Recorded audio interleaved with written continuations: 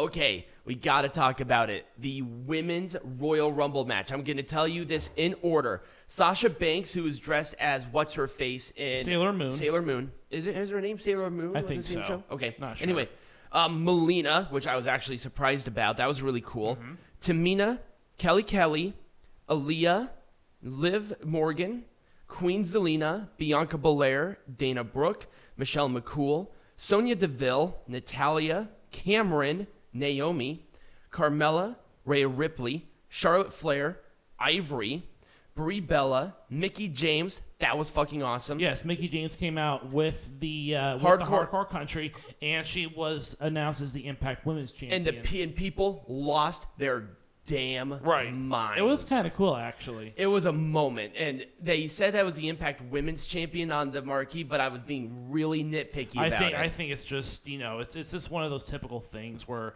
they probably just made a mistake. It wasn't meant maliciously. It just, normally they don't call their women knockout. Right. Knockouts. But full championship on display. It was a cool moment. Yeah, it was. Where am I? Alicia Fox, Nikki A.S.H., Summer Rae, Nikki Bella, Sarah Logan, Lita, Mighty Molly, Ronda Rousey, Shotzi, and Shayna Baszler. Every single part of this match. I think that Ronda Rousey and Shayna Baszler should have been switched as far as the order goes. Otherwise, I did like the order. Yeah, I think they should have been switched too. This was by far the best women's Royal Rumble match. Oh, yeah. By a mile. Yeah, far, yes. I mean, everything was just constructed perfectly. If there was something I could change, and unfortunately because of injuries, they couldn't have that, but I would have exchanged a couple of those legends for Bayley and for Asuka, because they're going to be off of injury list soon. So if it was just a little bit further along. Right. I thought there was some really good interactions for a couple of different people. I liked the continuation with the Sonya Deville thing where she was kind of waiting. It's like, who's this? So if I attack this person, this friend who was Cameron, would that piss off Sonya? Well, I'm going to assume. Or Naomi. Naomi runs in there, attacks her, throws Cameron out. Naomi comes out next. I love that because I thought that interaction was really interesting. Nikki A.S.H. attacking Mighty Molly and just destroying her was really good. Yeah. The moment with Ronda Rousey and Shayna Baszler stare down was really good. Yeah. Just in the final two were Charlotte Flair and Ronda Rousey. Yeah, of course, two people that we chose. Right. It was just such an excellent match. Yeah. Everything about this was just so good. And and the rumor mill has it that Ronda Rousey and Charlotte Flair are going to be facing each other at Mania for the women's title. So that'll be interesting to see. We'll talk about that later because I have some ideas when we make this shit majestic again. I'm just going off of what the actual plans are. Yeah, I know what you're going to, but we're going to make this better because I know how to write this shit with my, with 12 drinks inside of me with one injected into my bloodstream. Okay. So, moving on. All right, Peanut Gallery, let's make this majestic again. Now, with the Women's Royal Rumble match. The only thing I probably would have done a little bit differently was changing the men's and the women's, flipping them around and then flipping around Ronda Rousey and Shayna Baszler. Yes, because it felt like that was kind of weird. So there were a couple of flips, but the problem is that we had a couple of different weird stare downs where you and I have a bit of a disagreement. Yours is based on the fact that these are the current plans for Mania according to rumors. But for me, this is the one I feel like is the most logical choice. I feel like Rousey and Becky would have been is the obvious choice. That's the match that all of us have been clamoring for. I don't think anyone's looking forward to Charlotte versus Ronda Rousey, but that's just what's going to happen at Mania. This is, if that is the case, that is frustrating because number one, it doesn't make sense on the general storyline on anything. No, it doesn't because Ronda Rousey was pinned by Becky Lynch at WrestleMania, and Becky Lynch has had a championship from then to now. Right, without losing it. She's never lost she has always had a champion in some way, shape, or form between those 2 points in time. Right. Ronda Rousey versus Becky Lynch. Number one, we did not get that one-on-one because of Nia Jax. Right. And the triple threat match at Mania because Charlotte has to be Charlotte, right? I mean, I'm not dissing Charlotte. She's awesome, but, they got to have Charlotte Flair in there somewhere. Course. So, that is the most logical main event WrestleMania. And they've been booking this forever. Charlotte Flair versus Lita for the SmackDown Women's. Right. That's the clear direction that people want to see. Lita's hit the twist of fate on Charlotte twice now without a comeuppance from Charlotte at all. And maybe the plans will change, but as of right now, we've already had that match. Right. It doesn't make sense. Right. It just doesn't make sense for that match to be the big one. It's like, do you not think Charlotte Flair and Lita's gonna be an awesome match? Lita did great tonight. Yeah. And I think her and Charlotte have a really good fire against each other, and they have a rivalry that makes sense. People want to see that. Yeah, absolutely. And obviously, the dream match still has not happened where Ronda Rousey has to face Becky Lynch. Right. It's obvious. I would not have done anything else about this match. No. Mickie James coming out the way she did and them respecting her wishes on doing that was so awesome. Maybe some of the surprise entrants were a little tacky, and some of them were not good. I just think there were injuries and stuff preventing a few that I would have liked to have seen. So who was injured that you possibly could have thought? Oh, other than Bayley and Asuka are the obvious ones. Bayley and Asuka are set to come back next month.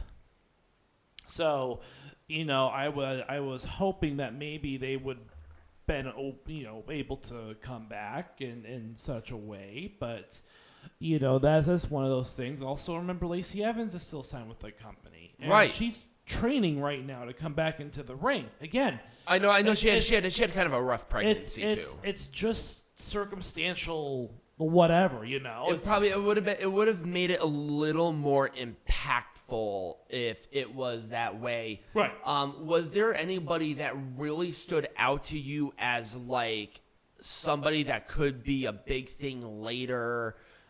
From the Rumble, like anybody who really stood out to you, other than maybe the obvious people? Not really. The only person that I would say was kind of a star in this one. Well, number one, Natalya did great, and also Rhea Ripley kind of shined a little bit for me too. Yeah, nothing's gonna happen with those. I know, it's unfortunate, but they just kind of lost their luster. Right. I think Melina coming back, I kind of wish there was maybe a little more on what's happening there. Because she signed with, the NWA. I feel like maybe her saying something as it relates to, current NWA wrestler Lita is coming back for it. It's like, that would have been really cool. Right. They obviously had to do the entrance different for Melina because it's not like there's a definitive entrance song for NWA people. Right. So... I just love this match. I think by far it was the best women's Royal Rumble, and I did like the winner. People are going to bitch about it, though. This was a great, weird placement for it. There has to be a curtain jerker match. Oh, there it is. Like, there clearly has to. I just feel like this one, based on the rivalry, just didn't make sense to me. Right. Maybe the Becky Lynch Doudrop match would have been really good here. But other than that, I would have done nothing different.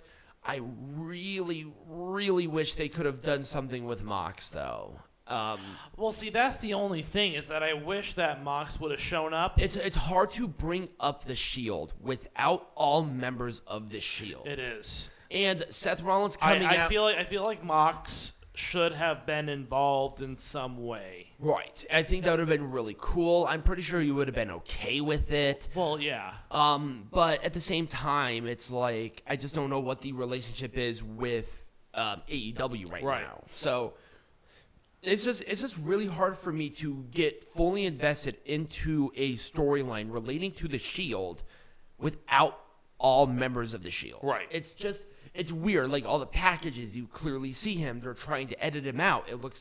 It just looks awkward. Yeah. But the structure of the match itself was really good, and I did like how they kept both guys really strong, even at the ending. Kind of weird.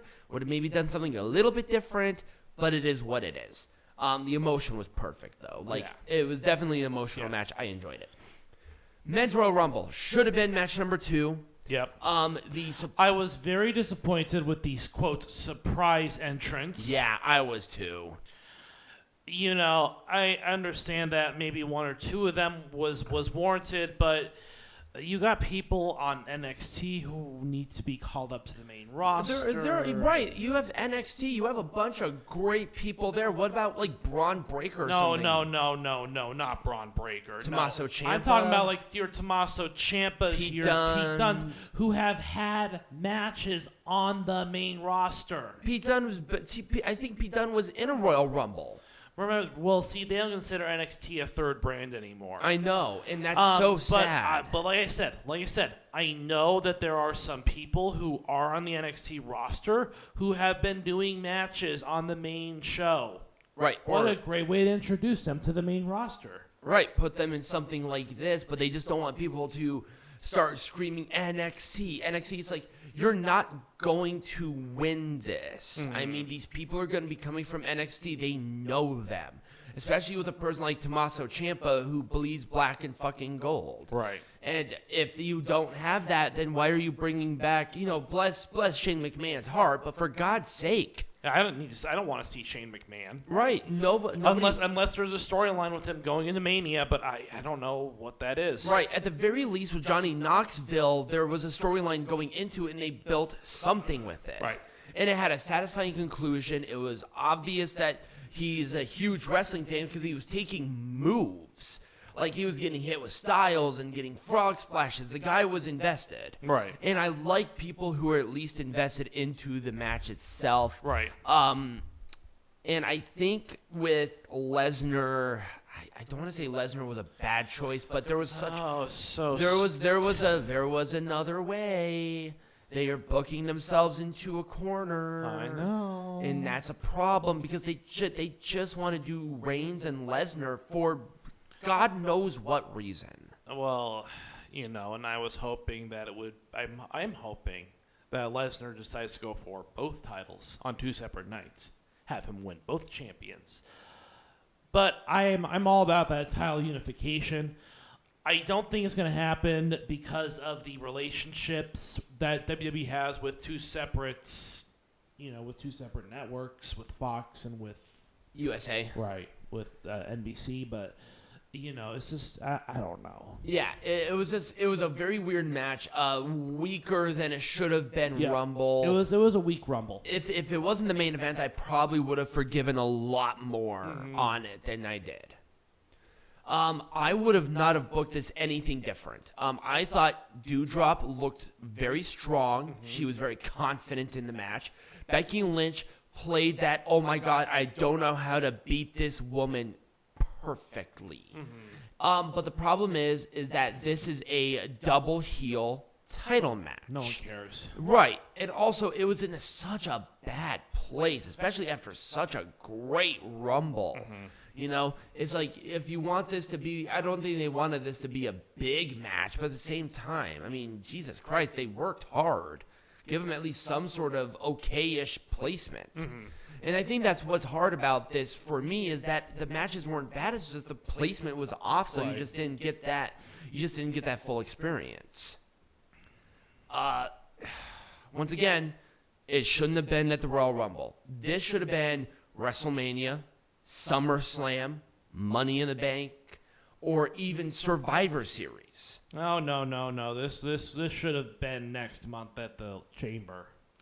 It should have been somewhere else, not the Rumble. No, because it's overshadowed by the Rumble. It could have literally been at any other pay-per-view, and nobody would have been mad. Right. When you go into a gimmick match like the Royal Rumble, for being as long as it's been around for, that's the marquee. This match should have been a marquee. I mean, it was pretty forgettable considering everything else that was going on. Yeah, exactly. There were so many other good things. It was just, I hate saying it, It was just kind of a match. Yeah. And then the ending where you had Reigns doing. I understand Reigns doing that. You had to get the WWE. Why did you have to take the title off of Brock? I know. Why? What was the point of Brock having the belt in the fucking first place? I don't know. Wasn't Lashley supposed to win the Fatal 4-Way at Day 1, or was it Big E supposed to retain it? I think Big E was supposed to retain. There was no point of Lesnar winning this now. If he has a contractual obligation to win the title at some point in time, I don't mind that. I don't. But the problem is that it was a wrong place at the wrong time, because now Lesnar has this totally weird random title reign that lasted less than a month. Yeah. It's not even the end of the month yet. Right. And I feel like the WWE champion, no matter who it is, shouldn't be hot-shotted like that. Right. Let Big E lose it to Lashley at this. I feel like that would have been much more impactful. Anyways. And then Lesnar winning the Royal Rumble wouldn't have been such a big problem for me.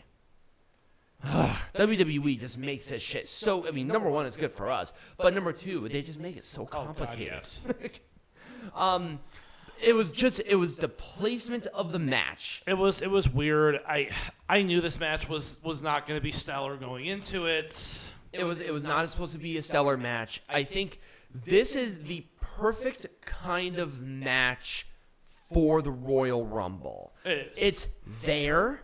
Right. You're going to at least get a good match or an okay match. I like the match personally, but it was not the main focus. Right. And it never was, and nobody thought so. But when you have dream matches and matches with a lot of emotion, you get this. This is just a nice cookie cutter, let's keep family. It's just going to be a mixed tag sort of rivalry. Right.